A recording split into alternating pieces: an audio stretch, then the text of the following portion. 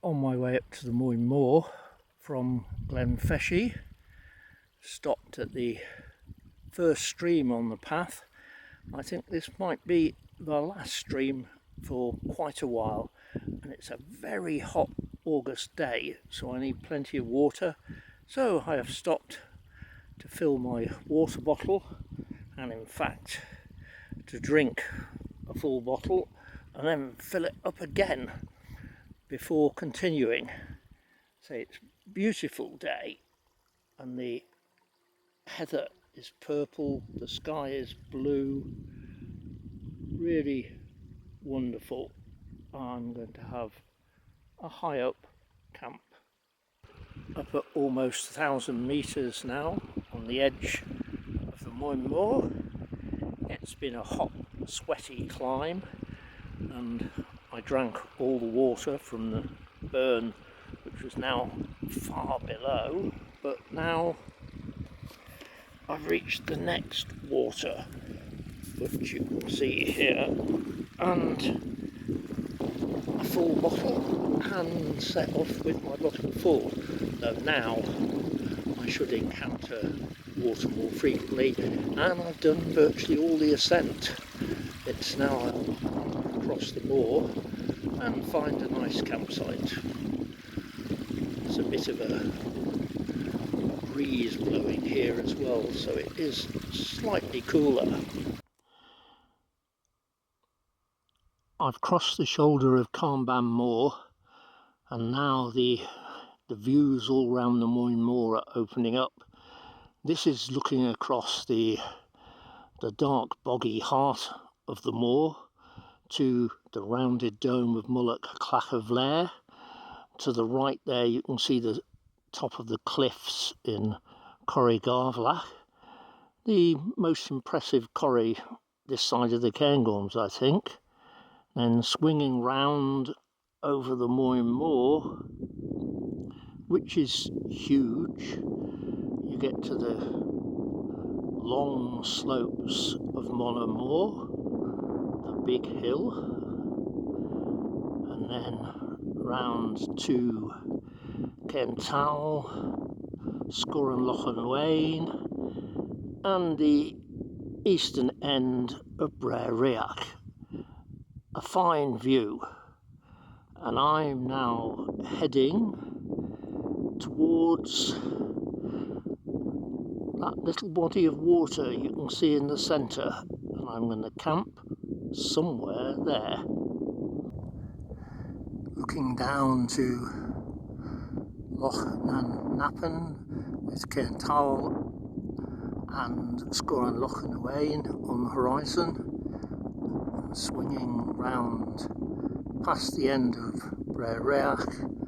I then get the huge gap down there as Glen Einich, and then it's round to the sharp peak of Scorgui, and somewhere in this area I'm going to camp above the Lochen on one of these knolls, where I hope the breeze will keep the midges away, and not too far from water, but I've got a couple of 2-litre water bags, so I'll just bring water to camp. Right, time to go and find a campsite. It's 6:45 in the morning, the sun has just come up. I'm camped just above Loch nan Nappen on the Moine Mhor. It was a very, very calm night. The breeze died down, the midges came out, and there is tons of condensation. The Trailstar tarp is soaked inside and out, but I stayed dry inside in the sleeping bag, using the old Oakworks mesh inner because of the midges. I've got a midge coil burning at the moment. I have my first cup of coffee.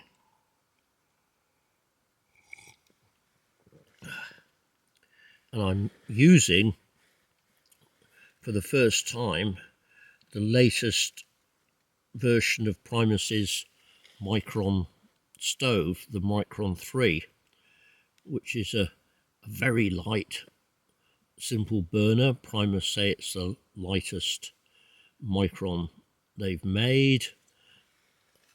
So far, it's been very efficient and, as you'll see in a minute, very noisy. The Petrel G3, the original Petrel heat exchanger pot, fits it nicely, so I'm using that with it. There's a fair gap between the burner and the bottom of the pot. I suspect I'd need a windscreen, you know, if the wind was at all strong, but there's barely a breeze at the moment. And last night I had, for the first time, I tried the Summit to Eat vegan Thai green curry, which was quite tasty, acceptable.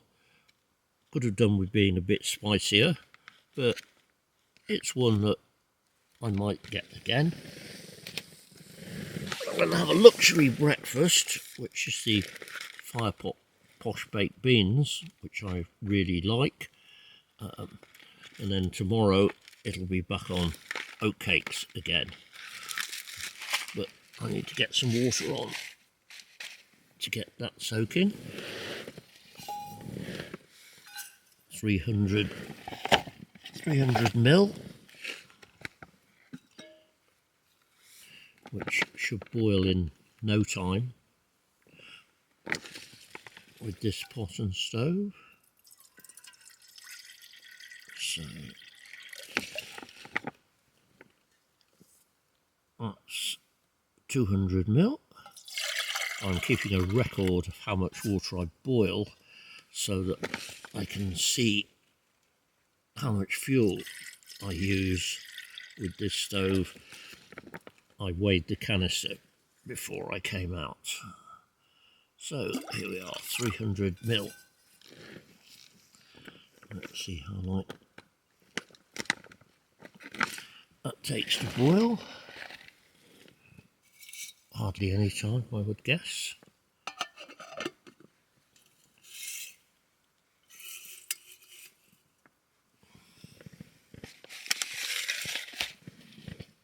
The Micron does not come with a built-in pizza igniter. You can get one separately from Primus. I don't see the point. You might as well just have a lighter, and as I've got a fire steel, both of which I think are more reliable anyway than a pizza igniter. So the fact it hasn't got one makes no difference to me at all.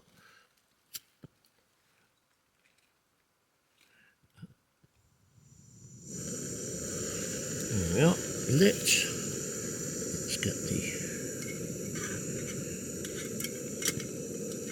plug pot in place. There it is.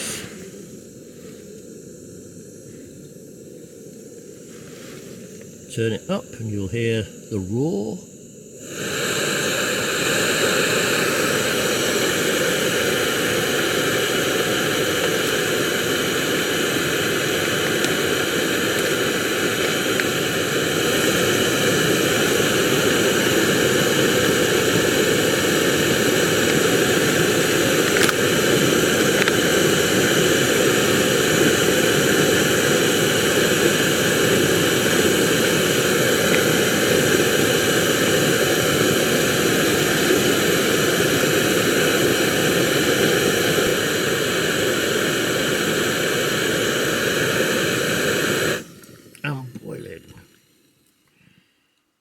Gosh, so quiet when the burner goes off.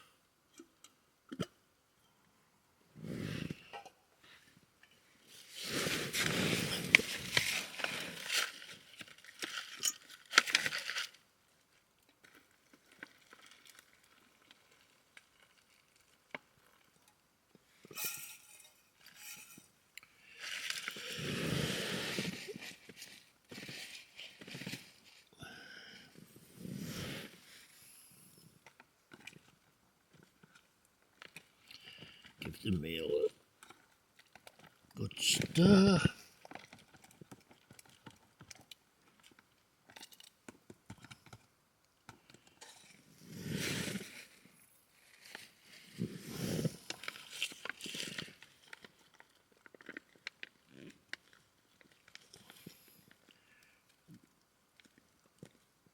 Close it up again.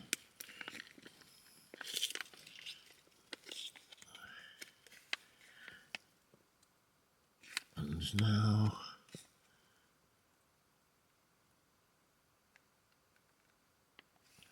put it aside. It's not fast, it takes 15 minutes to rehydrate. Now clear up some of this rubbish, stick it in this food packet.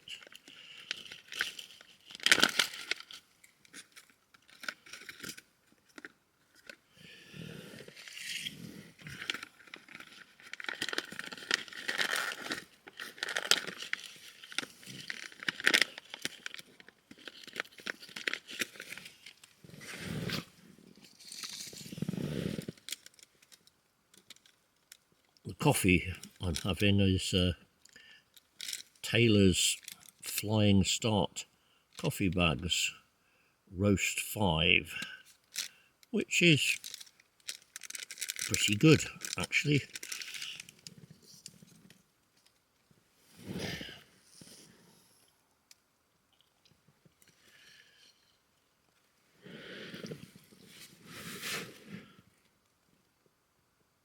And today I'm going to head up and do the superb walk round from Laurel to Cairngorms,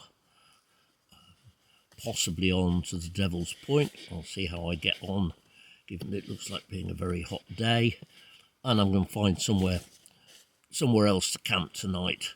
I had thought of staying here for 2 nights and just coming back to the camp, and therefore being able to walk with a light load, but I'd rather find if possible, a drier site than this, so there'll be less condensation and maybe fewer midges. We'll see. I'm not sure exactly where I'll end up tonight yet. And now it's just waiting for the beans to do.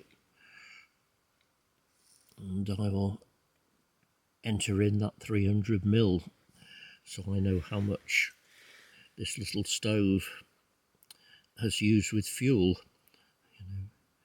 But in these temperatures, of course, this stove works fine.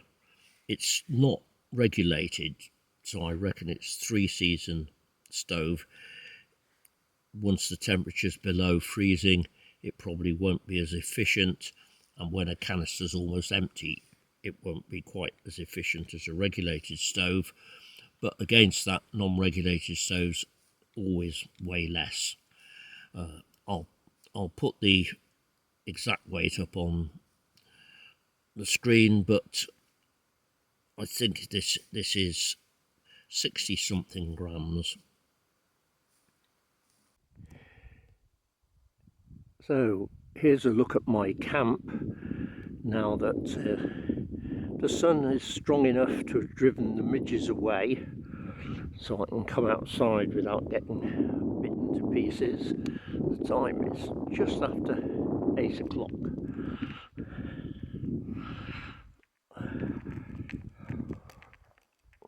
Scorgui in the background.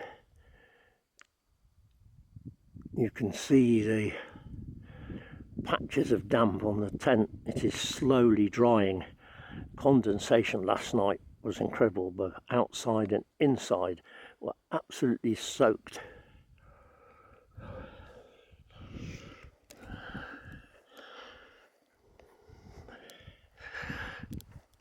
If I move round the tent,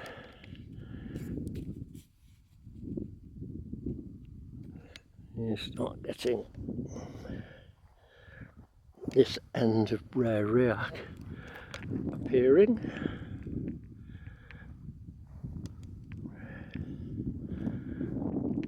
And then you can see Sgurran Loch and Owain, Cairngorms. There's Loch and Napham, where I got water from last night, and then swinging round to Munro Mhor, and there's the sun. There is a slight breeze now as well, which probably helps with the midges.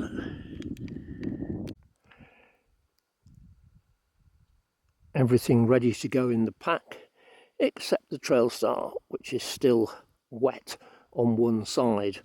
Unsurprisingly, the side in the sun is dry. I think I might pack it in the outside pocket of the pack so that it can slowly dry there. I don't want to wait around too long before setting off, because the day will get even hotter. So time to take it down and see just how wet it really is. My second camp on Tom Buoy, not that far away from the first camp, but a much better site. It's drier, higher up, catching the breeze more, and hopefully there will not be as much condensation or as many midges. This is the view from just east of Munro Mhor summit. We're looking at Cairngorms and then round to the Devil's Point and Glen Gusacan, running down to the Larry and then round to the cliffs of Benvrotain. A magnificent view, and well worth the short walk from the summit to see. And this is the summit of Munro Mhor. The Cairngorms in the distance.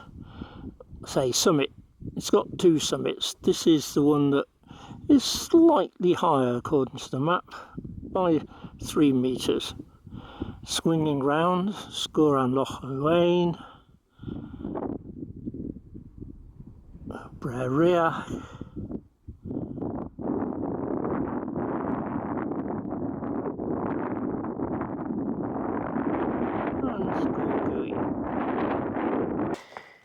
It's getting on for 8 o'clock in the evening, so about an hour of daylight left.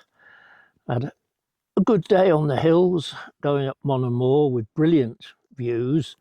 Clouds drifted in during the afternoon, which added in fact to the views, casting shadows on the hills and meaning there wasn't just a solid blue sky. Nice so that can be. I've had a couple of packets of cuppa soup. I was quite thirsty when I got back, even though I'd been drinking a load of water. For once I was carrying 2 litres most of the time today, because on any stretch where there was no water for an hour or more, I was getting very thirsty. It has been extremely hot. I'm now going to put on some water for dinner, which is a summit to eat macaroni cheese, which is one I've had several times before and which I quite like. It also only requires a small amount of water, 175 ml, which will boil in no time with the Primus Micron stove and the Petrel pot. So let's just measure in the water.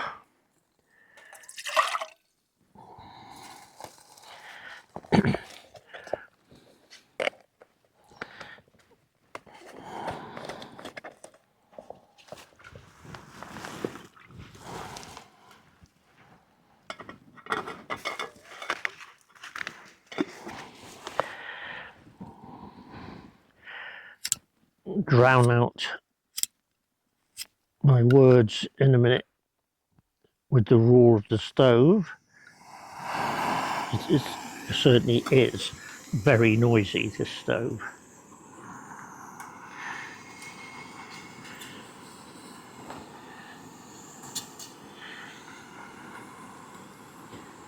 On fully, that's it.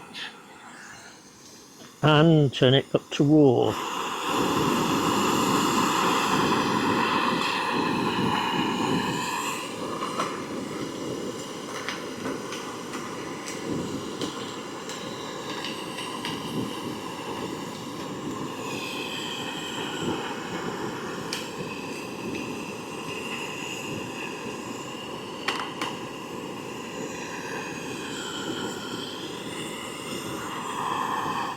And there we have boiling.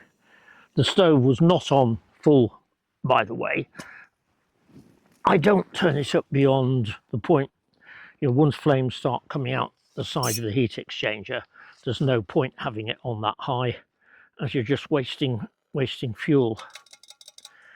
But as you heard and saw, even when it's not on full, it's very powerful and noisy.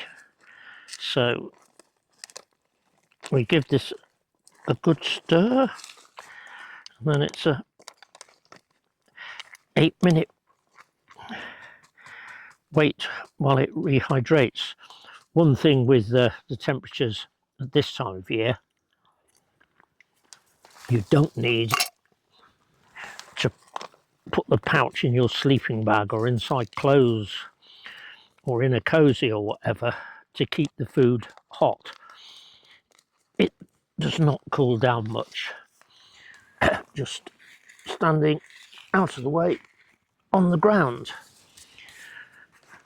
And soon I'll be eating dinner, and soon after that getting out my sleeping bag and hoping it's not too hot to go to sleep.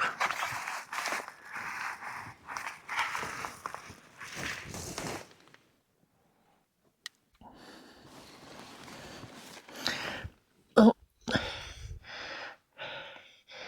it's not often you can sit outside at over 900 meters in the Cairngorms in August and having breakfast in the sunshine. There's a gentle breeze, no midges, it's quite warm, the views are absolutely wonderful, it's very, very peaceful. This top is, I would think, little visited. There's no clear path to the summit, which I'm on the edge of. It's a big rounded hill. Irving Butterfield, in his excellent book High Mountains of Britain, described it as the most pointless top.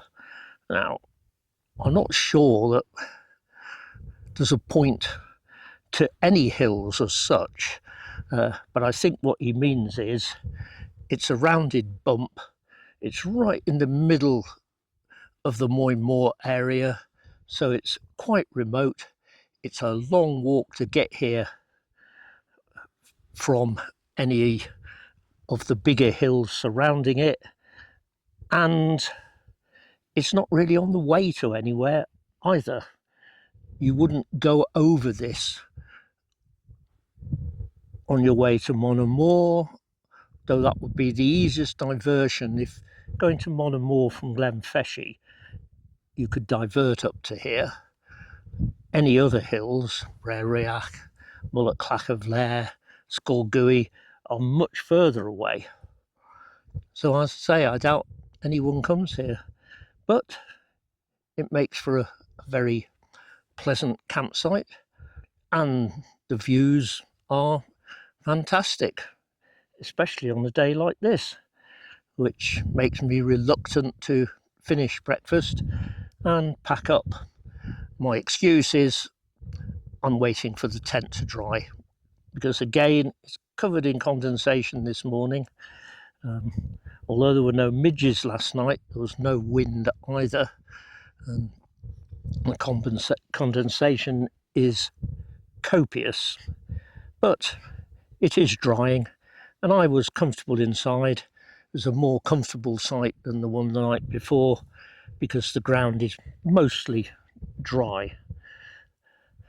My socks are drying on the tent as well. I got them wet and my shoes wet fording the river to get to Moine Mhor yesterday. But again, on a day like this, it doesn't matter if they're not dry when I set off. They'll dry on my feet as I amble back across the Moine Mhor. Anyway, no more excuses. I must finish my coffee and start to pack up.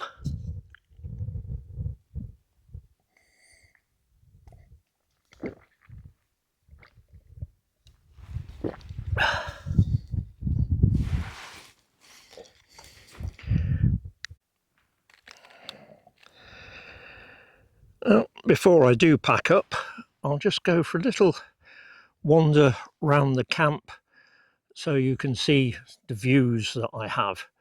Behind the tent there is the cleft of the long River Idart Glen, a wonderful glen that I've walked up several times and up onto the Moine Mhor. But like this top, I think it's little visited. There's no path up there.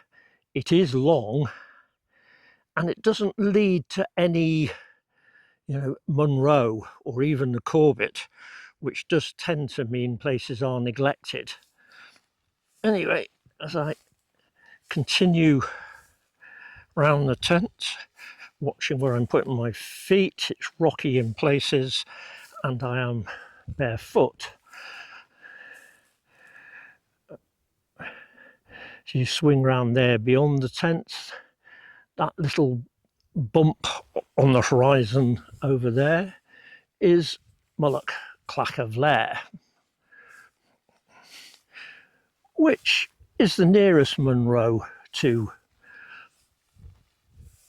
the Idart Glen, but I wouldn't call it close.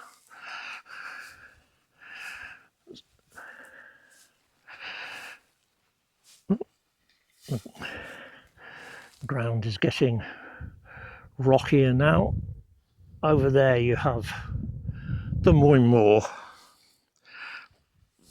proper, the heart of the bog, and then swinging round you've got